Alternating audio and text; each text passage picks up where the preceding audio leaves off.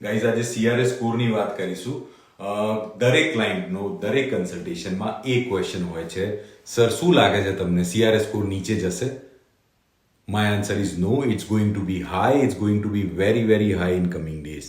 Don't take it lightly that એક વર્ષનો experience add થશે તો મારા પોઈન્ટ્સ વધશે. તમારી જોડે ઘણા બધા thousands ઓફ એપ્લિકેન્ટ છે જે તમારી જેમ 4 વર્ષ 3 વર્ષ 2 વર્ષથી 5 વર્ષથી ઇનસાઇડ કેનેડા છે, who are inside Canada on work permit.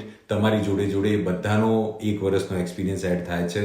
જેમનો સીઆરએસ સ્કોર એ રીઝનથી વધતો હશે, બધાનો સીઆરએસ સ્કોર વધવાનો છે.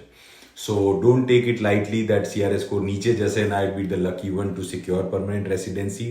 It is important to take action. Except કે કોવિડના ટાઈમે જેવો ડ્રો થયેલો 370 375 વાળો કે જેમાં એક સાથે બધા જ નીકળી ગયા પીઆર માટે, બધાને ઇન્વિટેશન આવી ગયા, એવો કોઈ ડ્રો આવે then you would be the lucky one to secure permanent residency. But if you talk about future, if you talk about the timeline કે તમે પીઆર 6 મહિના કે 8 મહિના કે 1 વર્ષ પછી અપ્લાય કરવાના હો, then take my word, 550 થી નીચે સીઆરએસ નહીં જાય. Yes, so 550 થી સીઆરએસ નીચે નહીં જાય and the remedies which are available right now might not be available in future. So this is the right time to secure permanent residency.